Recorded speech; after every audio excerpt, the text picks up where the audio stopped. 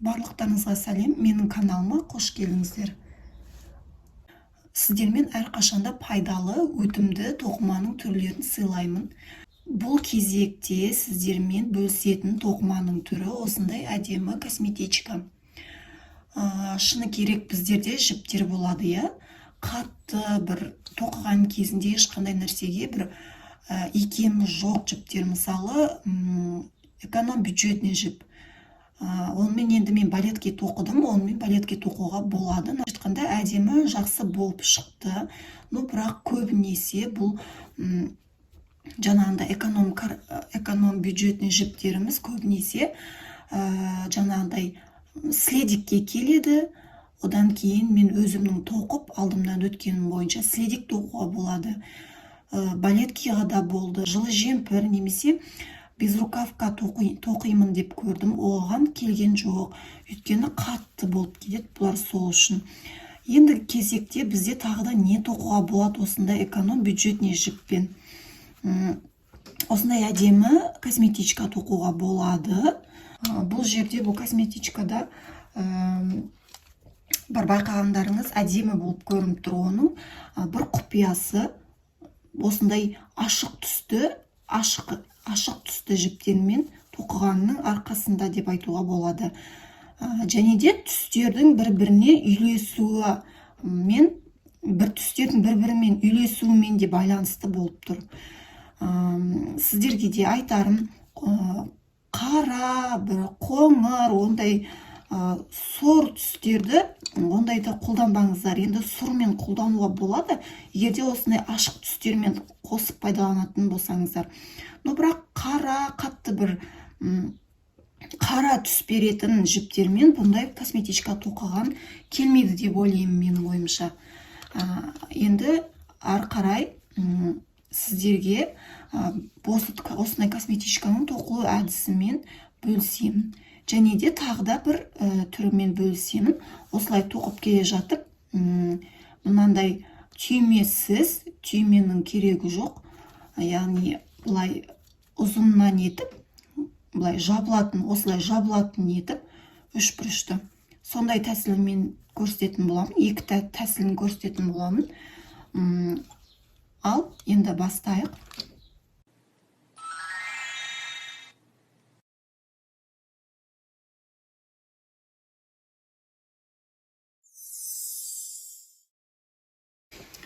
Жаңа мен айтқандай, көбінесе бізде осындай жіптеріміз қолданбай, пайдаланбай, осындай қалып жатады үйде. Мына түсті кезінде цветіне қарап қызығып алдым да, кейін ойласам, бұндай түспен мен не тоқимын деймін да.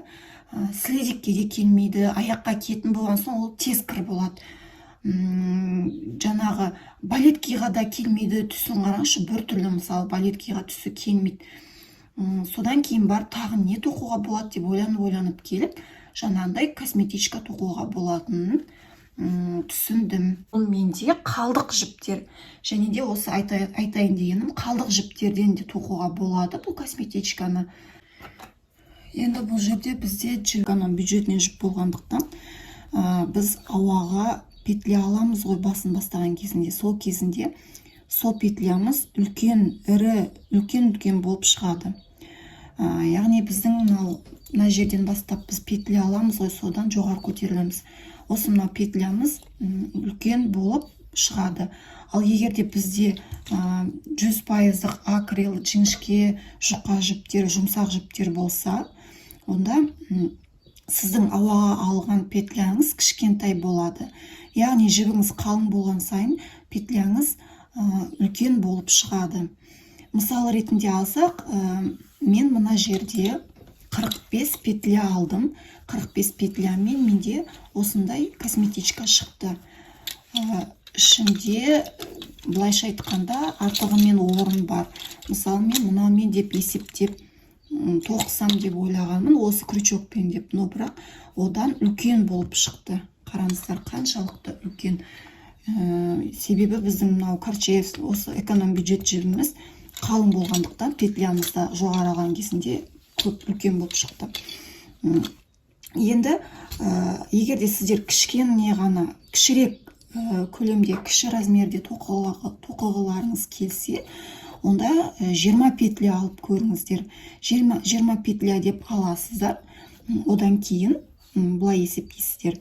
Қазір мен мысалы менде айтпақшы крючоктың номері 3. Енді мен былай бастаймын. Қазір мен 21 петля аламын. Маған кішкене сәл кішірек размерде, кішірек өлшемде косметичка тоқығым келіп тұр. Мынау сияқты қатты үлкен емес. Осылай мен жібімді крючокқа бір іліп алдым.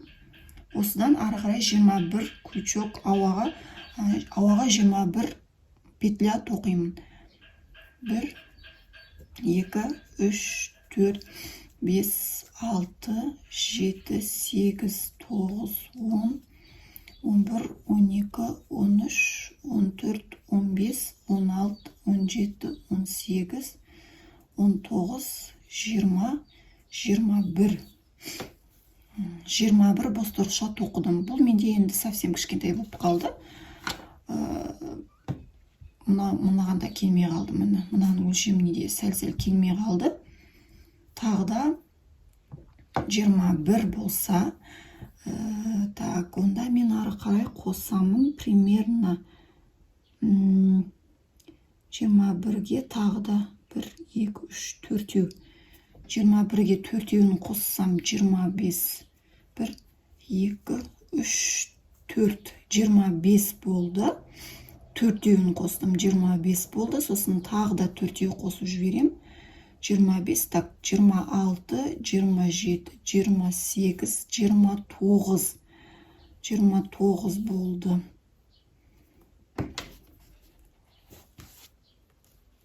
Қазір бұны түсінесіздер, неге олай есептеп жатыр деп. 29. Менде 29 петля болды. Енді ары қарай тоқып бастаймын. Крючогымды осылай ұстаймын. Сәл ғана кішкене созып, ұзындау етіп петлямды созып аламын. Осылай ұзындау етіп ұстап аламын. Сосын накид жіпті крючокқа ілемін. Одан кейін мынау тұрған бірінші біздің осы бір петлямызға, осы петляға кіреміз. Сосын тағыдан накид мына жақтан жіпті іліп алып шығамыз.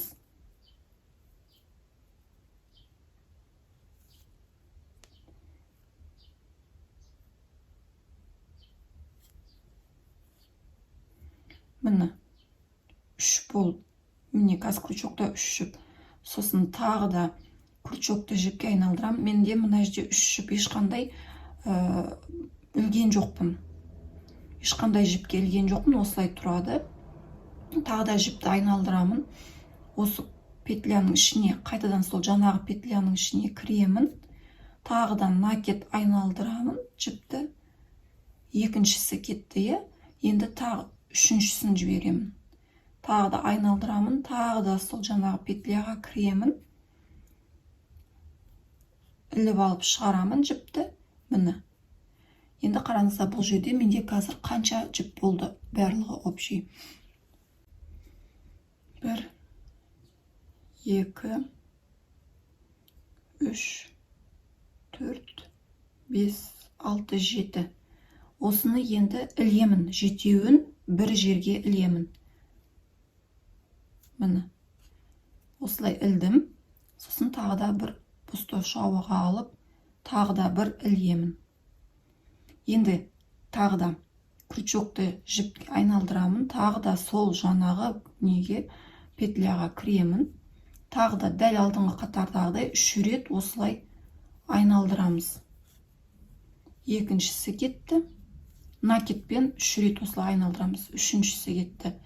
Крючокта 1, 2, 3, 4, 5, 6, 7 жіп крючокта. Сосын 7-еуін бірақ осылай ілемін. Сосын тағы да бостырықша ауаға алып, тағы да бір ілемін. Міне, бізде сонда осындай әдемі болып узор шығады, гүл сияқты болып. Бұл бізде уже бір косичканың ішіне тоқылған осындай узор болды. Келесісінде біз 3 бос торшаны санаймыз. 1, 2, 3. Сосын төртіншісіне кіріп, дәл мынандай етіп тоқимыз. Міне. Крючокты жіпке айналдырдым. Сосын санаймын. Мынау 1, 2, 3. Мынау төртінші. Осы төртіншіге кіремін. Кіріп, дәл мынау алдыңғы қатарда біз узорымызды тоқыдық қой, сондай тәсілмен тоқимын. Накет шығарып алдым. Крючок тағы да жіпке айналдырып, тағы да сол жаңағы бір косичканың ішіне кіремін. Екіншісін тоқыдым. Енді үшіншісін тоқимын.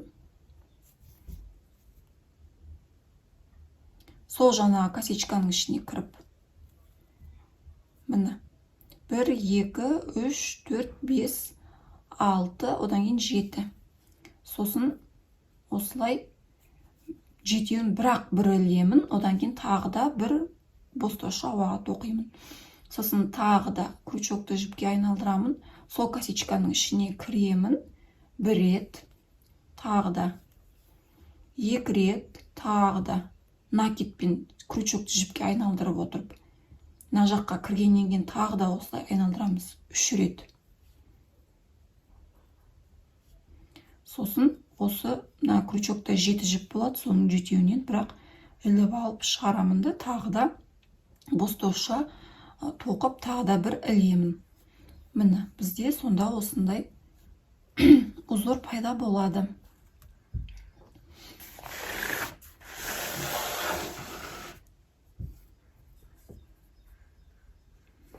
Тағы да келесісін біз енді тағы да 3 бос торшаны санаймыз. 1, 2, 3 санадым. Одан кейін төртіншісіне кіремін. Төртіншісіне кіріп, осылай іліп алып,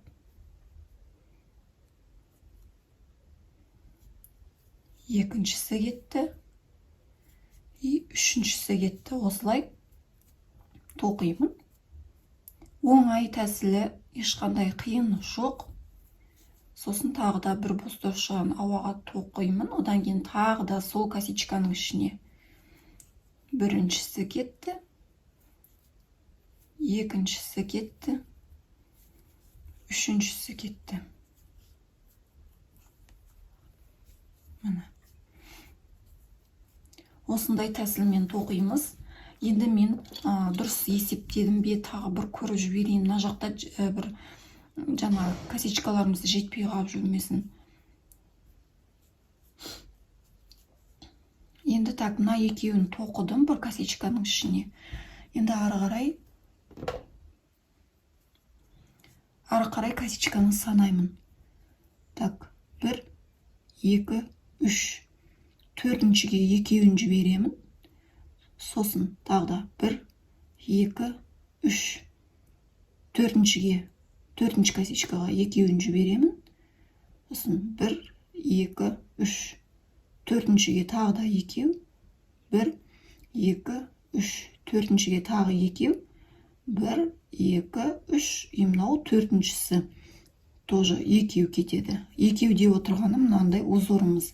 Бір косичканың ішіне екі осындай узор кірді ғой. Сол осы узорымыз. Менде тең-бете дәлме-дәл келді. Енді ары қарай тоқи берсем болады, қорықпай. Сіздерде есептеген кезде размер бойынша тоқығыларыңыз келсе, осылай жаңа мен сіздерге сызып көрсеттім ғой, домалақ етіп. Солай тоқысаңыздар болады. Солай есептесеңіздер болады. Мысалы алғанда мен жаңа мына жерде 21 бос торша, басында 21 бос торша алдым ғой. И былай есептейсіздер, міне мына жерде 2 жаңағы біздің 3 накеттен құралған 2 узорымыз кетеді. Одан кейін 1, 2, 3 төртіншісіне тағы да 2 накеттен кеткен осындай, 3 накеттен кеткен осындай 2 узорымыз кетеді. Тағы да 1, 2, 3, 4. Төртіншіге тағы да сол жаңағындай 2 узорымыз, 3 накеттен құралған 2 узорымыз. Мынау 3-3-тен, мынау 3 накеттен құралған 2 узор. Сосын тағы да 1, 2, 3, 4 мұнда 1 2 3 4 и мында. Сосын 1 2 3 4 міне соңғысы мында. Бұл менде 21 бостаушы алған кезімде. Ал мынау осындай үлкендікті қаласаңыздар, бұл жерде менде 41 41 бостауша болған болатын. 41 бостаушаны осылай нетіп сызып алдым да, сосын осындай әдіспен есептеп шығардым. Сіздер де солай өздеріңізге керекті размерлеріңізді солай шығарсаңыздар болады. Мына жерде 21, ары қарай мен тағы да 4-4-тен 2 рет қосып 29 еткен болатын. Мынау косичкамызды, мынау косметичканы тоқу үшін. Енді ары қарай ешқандай қиыны жоқ, оңай. 1 2 3 4-шіге кіремін. Ары қарай өзіміз тоқысақ болады, ешқандай қиыны жоқ. Міне 1 рет кірдім, тағы да крючокты жіпке айналдырдым. 2 рет кірдім, тағы да крючокты жіпке айналдырдым. 3 рет кірдім. 3 рет кірдім, сосын үшеуін осылай бір крючокқа іліп алдым. Сосын тағы да бір бостауша ауаға тоқып, тағы да бір іліп алдым. Одан кейін тағы да екіншісі кетеді. Сол бір косичканың ішіне. 1 2 3. Ешқандай қиыны жоқ. Оңай. Ары қарай өзіміз тоқысақ болады.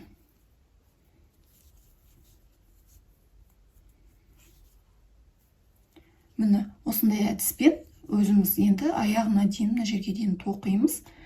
Және де мына араларында 3 бостауша және 4-шісінен мынандай узорымызды тоқимыз. Бір косичканың ішіне 3 накидтен 2 узор. 2 узордың ортасында бір бостауша міндетті түрде болады. Ары қарай енді өзіміз тоқимыз аяғына дейін. Міне мен тоқыдым, аяғына дейін тоқып бітірдім. Енді келесі кезекте біз мынау осылай тоқып келе жатқан кезіндегі, мынау біздің тоқымамыз осылай тоқып келді ғой. Енді осы тоқымамызды бұлай мынау астыңғы жағын өзімізге үстімізге қаратып аламыз. Мынау біздің астыңғы жағымыз. Бұл жер біздің жаңағы ауаға бостауша алып тоқыған косичкамыз осы жер. Енді біз бағана бір косичканың ішіне 2 реттен накид алып тоқыдық қой. Сол косичкаға кіреміз. Міне, мынаған. Үстіңгі жағында 2 накидпен, үстіңгі жағында 3 накидпен 2 узор тоқыған болатынбыз. И астына да тоқымымызды осылай ұстап аламыз. Астына да тоже дәлна үстіндегіндей етіп тоқимыз.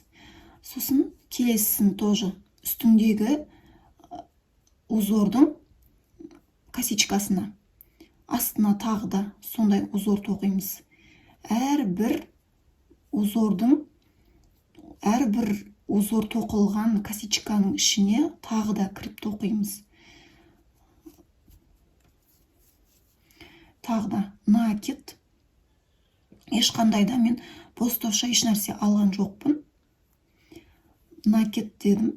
Одан кейін мынау тұрған біздің бостаушаға кірдім. Бұл бостаушада біз алдыңғы қатарда 3 рет накид алып 2 узор тоқыған бостауша болатын. Тағы да екіншісі и үшіншісі дәл алдыңғы қатардағыдай етіп тоқимыз. Бұл жерде де 3 рет накидпен алдым. Одан кейін біз енді 7 жібіміз болады. Осы 7-еуін бірақ бірге біріктіремін. Сосын тағы да бостауша ауаға аламын. Сосын тағы да дәл алдыңғы қатардағыдай екіншісін тоқимын. Осы бір бостаушаның ішіне. 1 2 3 біріктірдім и бостауша тоқыдым. Сонда бізде мына жерде бір бостаушаның ішінде 4 осындай узор болып тұр. 1 2 3 4. Мына жағында 2, мына жағында 2-2-ден осындай узорымыз шығып тұр. Бұл біздің неміздің косметичкамыздың төменгі жағы.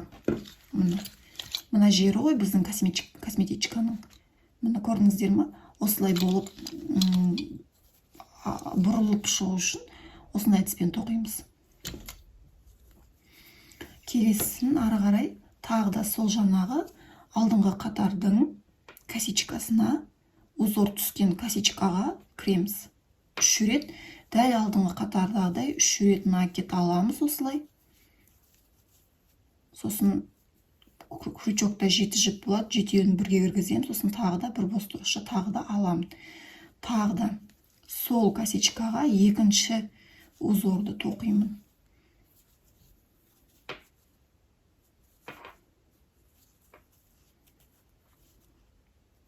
Міне. Енді ары қарай осылай жалғастырып тоқи береміз. 2, 3,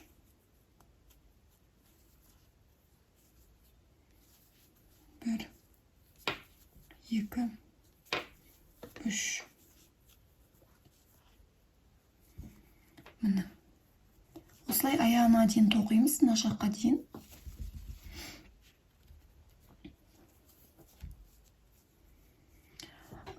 Біздің мынандай жерлеріміз бағана 3 бостырша ауаға тастап кеткен жерлеріміз бар, ол жерге тоқып қоймаңыздар. Мынаның ортасына кіргізіп тоқып қоймаңыздар. Тек мынау біздің алдыңғы қатарда 2 узор тоқылған косичкаға ғана тоқисыздар.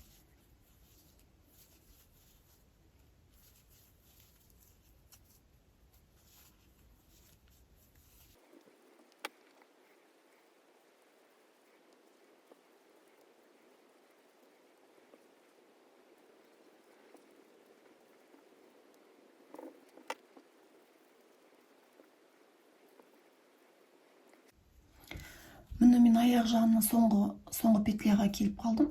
Міне соңғы узордың петлясына. 1, 2, 3. Бір бостырша, 1, 2, 3. Біріктірдім. Тағы да бір бостырша. Міне мен осылай тоқып шықтым. Енді мына жерде жалғастырушы петлямен бұл қатарды біз аяқтаймыз. Бұл жерде біздің мынау косичкамыз қайсы десеңіздер, жалғастырушы петляны тоқитын косичкамыз ол бізде міне көрініп тұрады. Мынау біздің узорымыздың косичкасы мынау. И міне уже мына қатардың басталған жер екені көрініп тұрады. Осыған кіріп жалғастырушы петлямен осылай бұл қатарды аяқтаймын. Енді келесі қатарды тағы да ешқандай да бостырша ешнәрсе алмаймыз бұл жерде. Қатарды аяқтағаннан кейін бұл жерде тағы да сол алдыңғы қатардағыдай әрбір мынандай біздің косичкаларымыздың әрбір біздің алдыңғы қатарда бір косичканың ішіне 2 осындай узор тоқыдық қой. Соның мына ортасы ғой. Соның ортасына тоқимыз. Мен қазір міне мына жерге кіремін. 1, 2, 3. Біріктіремін. Сосын тағы бір бостырша жасаймын. Тағы да сол косичкаға кіремін. 1, 2, 3. Біріктіремін. Бір бостырша тоқимын. Келесі міне көрініп тұр.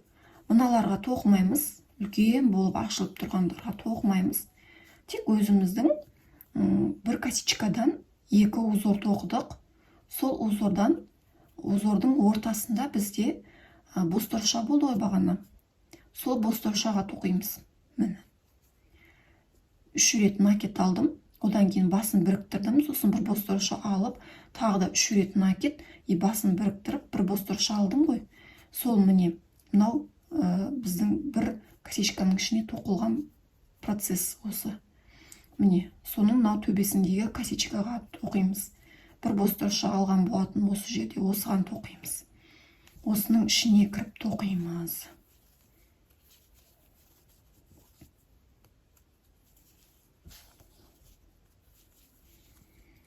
Ешқандай қиыны жоқ, оңай. Осындай әдіспен узормен қайталап тоқи береміз. Келесі міне мынаған кірмейміз, жанындағы мынаған кірмейміз. Үлкен болып ашылып тұрғанға кірмейміз. 2 узордың ортасындағы бостырша бар ғой, соған кіреміз. міне.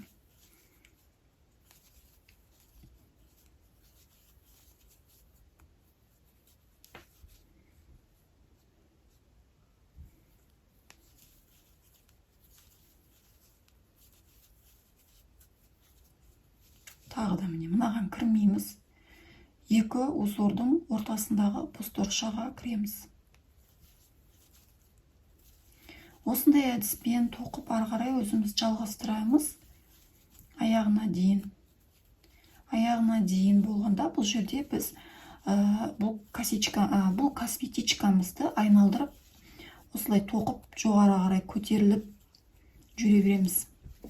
Және де мына жерде мен жаңа жалғастырушы петлямен қатарды аяқтадым, и одан кейін барып екінші қатарды бастадым ғой, осылай түсіндіріп көрсеттім қай жерден алу керек екенін. Екінші қатардан бастап тоқып келе жатасыз. Мына жерде жалғастырушы петля деген болмайды. Бұл жерде міне көрініп тұр өзі. Мынау екі узор, соның ортасына кіресіз, сосын сразу айналып кетесіз да. Мынау келесі екі узордың ортасындағы косичкаға кіресіз. Мына жерге кіріп, мына бұрышына кіріп, олай ол жерге ешқандай ешнәрсе тоқымайсыз, ешқандай бозторша ауаға алмайсыз. Бұл жерде қалай мына жақта тоқып келе жаттыңыз, дәл солай бұл жерде де солай қайрыласыз. Сонда сіздің мынау косметичкаңыз ақырындап осылай жиналып көтеріле береді. И сосын мына жерге келген кезінде міндетті түрде бұл жерде жалғастырушы петля жасайсыздар. Косичкасы көрініп тұрады өзі, мына қатардың. Мына қатармен былай келген кезінде міне мына косичкаға мен жалғастырушы петля жасаймын. Ешқандай бозторша ауаға алмаймын. Бұл жерде қайрылатын жерінде жалғастырушы петлямен осы жерден петля жасаймын да. Жалғастырушы петля жасаймын. Одан кейін барып ары қарай тағы да сразу осындай узорлар тоқып кетемін. Солай көтерілеміз, көтеріліп келіп орталарында мысалы мен түстерін өзгертемін. Сондай кезінде сіздер де өзгертсеңіздер болады. Мен түстерін қай кезде өзгертемін? Мынау біздің жалғастырушы петлямен қатарымыз аяқталды, сол жерлеріне келген кезінде түсін өзгертіп бастаймын. Мысалы, мынау түстен кейін маған болады мына түсін тоқуға. Кішкене үйлеседі, бір-біріне келеді. Осы түсті тоқимын. Мына түсті тоқып болғаннан кейін болады мынаумен тоқуға. Одан кейін барып мынандай қатты темныйлау болып келеді ғой мынау. Соны мынау менде қатты яркий жасыл тұр ғой. Соны екеуінің орнына ауыстыратын боламын. Ал қазірге жоғары көтеріліп өзіміз тоқи берейік. Мына жерге келген кезінде мен сіздерге ары қарай қалай тоқылады, соны көрсететін боламын. Ал енді өзіміз ары қарай көтеріліп тоқи береміз. Және түстерді қосатын кезінде мына жерде жалғастырушы петляға келіп, жаңадан қатар қосылатын кезінде сол жерден түстерін өзгертсеңіздер болады. Ары қарай енді өзіміз тоқимыз. Енді қараңыздар, мына жерге мен келдім. Мен біраз мынандай жерін тоқып тастадым. Мынанша етіп тоқып тастадым мен. Өзімнің керекті размеріме, ұзындығыма кеп тоқыдым. Енді қараңыздар, мына жерде біз аяқтадық қой жалғастырушы петлямен. Бір петляның ішіне екі рет осындай 3 накидтен узор тоқыдық қой. Соны аяқтап, жалғастырушы петлямен аяқтағаннан кейін мен мына жерде басқа жіп алдым да, сонымен ары қарай полстолбиктер тоқып кеттім. Әр косичканы бір-бірден полстолбик кетіп тоқыдым. Бұның полстолбик дегенді білесіздер, енді оны айтып көрсетпей қойын. Ал орындарын көрсететін болсам, қай жерге тоқу керек деп. Мен мына жерде қазір 3 полстолбик тоқыдым. Міне, сосын мына жерде мына ашық тұрғанның үстіндегі косичкаға тоқымаймыз. Одан кейінгі косичкаға тоқимыз. Міне, орындары көрініп тұрады. Міне 1, 2, одан кейін мынау 3. Осыған тоқимыз. Полстолбиктер.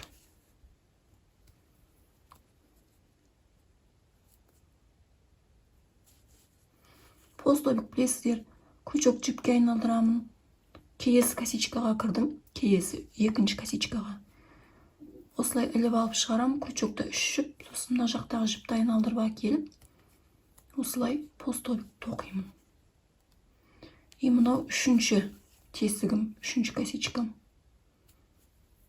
Міне.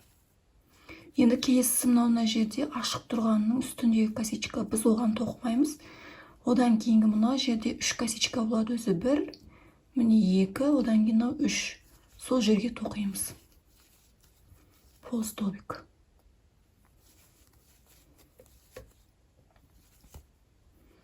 Міне мен аяқтайтын жеріне келген кезде сіздерге көрсетіп жатырмын, чтоб тез болу үшін.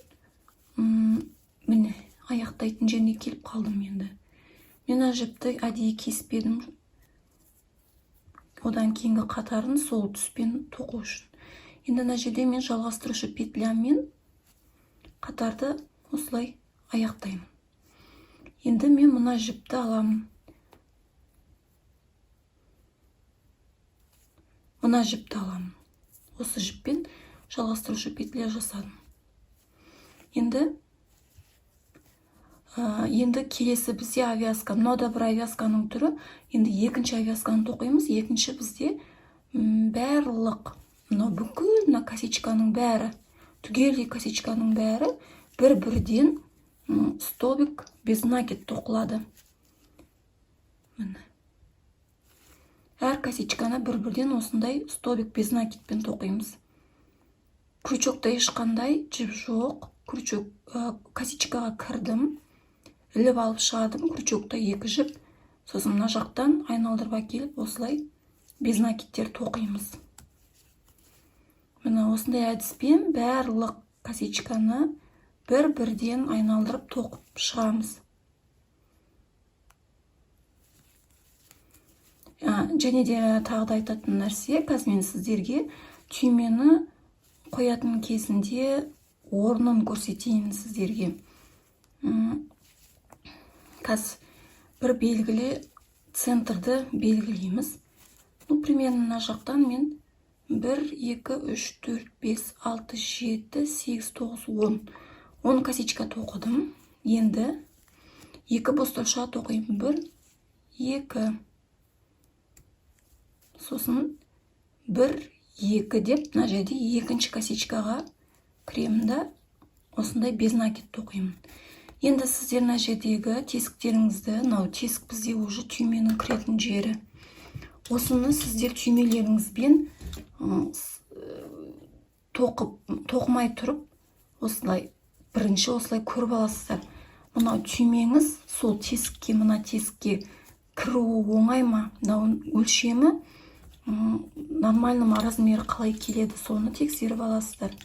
Оны жай ғана түймеңіз тігілмеген болса да, просто түймені былай осылай кіргізіп көру арқылы тексеріп білуге болады. Егер келеді осы болады десеңіздер, онда ары қарай жалғастырып столбик без накидтер тоқимыз. Және де екінші тесік, егер сіз 2 түйме десеңіз, екінші тесік тоже примерно қарайсыздар, өздеріңіз қай жерге қоям дейсіздер. Мына жағын 10, и центрына 2 осындай тесік тоқимыз. И ары қарай болды, айналдырып столбик без накид тоқимыз да, сосын мына жерден жалғастырушы петлямен қатарды аяқтаймыз. Одан кейін тағы да үстінен бір қатар мынандай әдісте осылай айналып бұратылған әдісін көрсететін боламын. Тағы да бір қатар авязка жіберетін боламыз. Ал енді ары қарай өзіміз тоқиық, мен түсіндіріп айтқан бойынша. Мен аяқтауға келіп қалдым.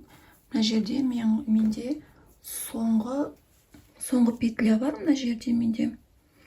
Міне, мына петля. Осы петляға кіремін.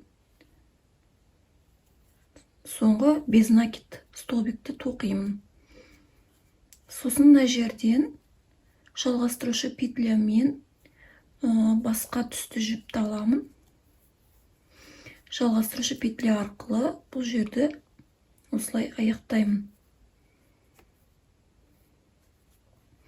Енді қараңыздар, мен аяқтадым, бір бос торшауаға аламын. Енді мына тоқымамды мен былай айналдырып аламын. Терісінен ұстап отырып тоқимыз бұл жерде. Жаңағы обвязканың оратылып әдемі болып түскен түрін тоқыған кезінде терісінен тоқимыз. Міне, мен жаңа былайынан тоқып келе жаттым. Мына жерде жалғастырушы петля жасадым, қатарымды аяқтадым. Енді мен тоқыған кезінде мынау жаңағы қолымның бағытын былай жүргізіп тоқыдым ғой, мен алдыңғы қатарларда барлық жерде. Енді мен қолымның бағытын былай ұстаймын. Косметичкамды осылай ұстаймын. Артқа қарай жүремін. Сонда былай бір бос тошауға алып алдым. Енді косичкаға кіремін. Косичкаға кіремін. Без накидтер тоқимыз. Жіпті іліп алып шығардым. Сосын тағы да накид. Міне, осылай. Без накидтер тоқимыз. Крючокта ешқандай жіп жоқ. Косичкаға кірдім. Кіріп ішінен мынау жіпті іліп алып шығардым. Крючокта 2 жіп болады. Сосын тағы да мына жақтан жіпті іліп аламын да, сосын осылай алып шығарам. Осындай әдіспен барлық қатарымызды жүргізіп шығамыз. Сонда бізде әдемі бұратылып шыққан петлямыз, обвязкамыз бұратылып әдемі болып көрініп шығатын болады.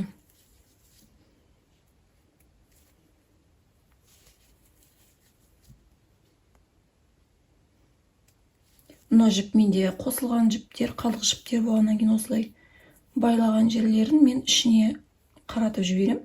Ал одан кейін барып араларына, тоқыманың араларына кіргізіп обвязка то есть заправить етемін.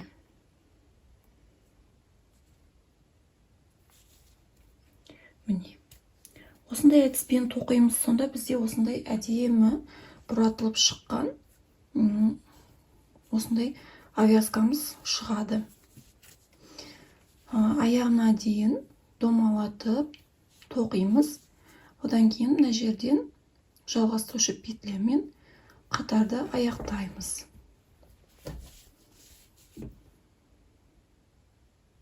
Мінекей осымен аяқталды косметичкамыз. Осындай әдемі бұратылып келген тістері көрініп шығады. Осындай обвязкамыз дайын болады. Енді сіздер өздеріңіз бағана көрсеткен ортасындағы түйменің орнын дайындап едік қой. Сол жерге іш жағына мынау без накид тоқыған қатарымыз бар ғой, сол жерге түймені тігіп, сосын мынау тесігінен түйменің орнына кіргізіп, әдемі етіп шығарып қойсаңыздар болады. 2 түйме қоям десеңіздер, центрына 2 осындай орнын дайындайсыздар. Ал мен бұл кошелекті до конца былай тоқымаймын. Келесі кезекте, келесі видеода кошелегімді, осы кошелегімді қарай жалғастырып, ұзындау етіп, мына жерін ұзындау етіп, мен бұған былай айналып келіп жабылатын етіп, осындай үш-пүшті етіп тоқимын. Оның да тоқылу барысымен бөлісетін боламын. Сіздерге көп рахмет. Алда көп деген тоқымалардың түрлері болады. Менің каналыма тіркеліп қойыңыздар. Менің каналымда Instagram парақшама жазылып қойсаңыздар да болады. Көптеген ақпараттармен бөлісіп отырамын. Ал барлықтарыңызға сәттілік тіледім.